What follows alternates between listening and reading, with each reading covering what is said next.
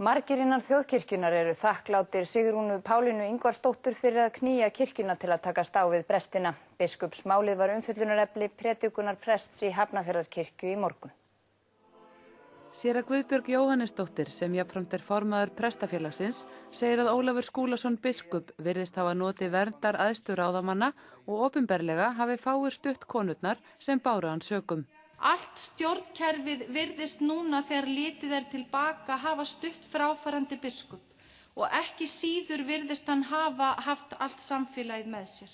Þar með talda æðstu ráðamenn og konur þessa samfélags.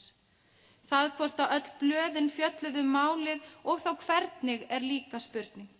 Þessar konur voru úthrópaðar af fjöldanum. Guðbjörg sagðist þakklát þeim konum sem hafa stigið fram fyrir það tækifæri sem þær hafi fært kirkjunni. Það þurfti þeirra hugrekki og það þurfti þær að knýja á til þess að við fengjum í raun og veru tækifæri til þess að gera þetta almennilega. Auðvitað hefðum við átt að finna það hjá okkur sjálf að gera það og auðvitað hefðum við átt að gera alla hluti öðruvísi. Guðbjörg telur að kirkjan geti tekist á við málið upp á eigin spýtur, þar sem sannleiksnefndin verði skipuð fagfólki sem óháð embættum og stofnunum kirkjunar. Vonandi finna þessar konur að þær hafi fengið hlustun. Hún hefur áhyggjur af úrsögnum fólks úr þjóðkirkjunni.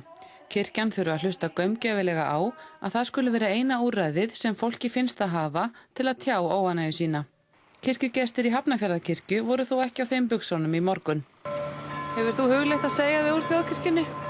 Nei, ekki. Hvernig finnst þér kirkjan hafa tekið á þessu máli? Hún hefur náttúrulega ekki staðið sig. Ég trúi því að treysti að hún muni gera það í framtíðinni. Þess vegna ætla ég ekki úr henni. Hefur þú hugleitt að segja þig úr þjóðkirkjunni? Nei, það geri ég ekki.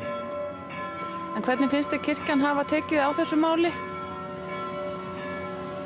Ja, hún hefði kannski mátt taka aðeins betur á því.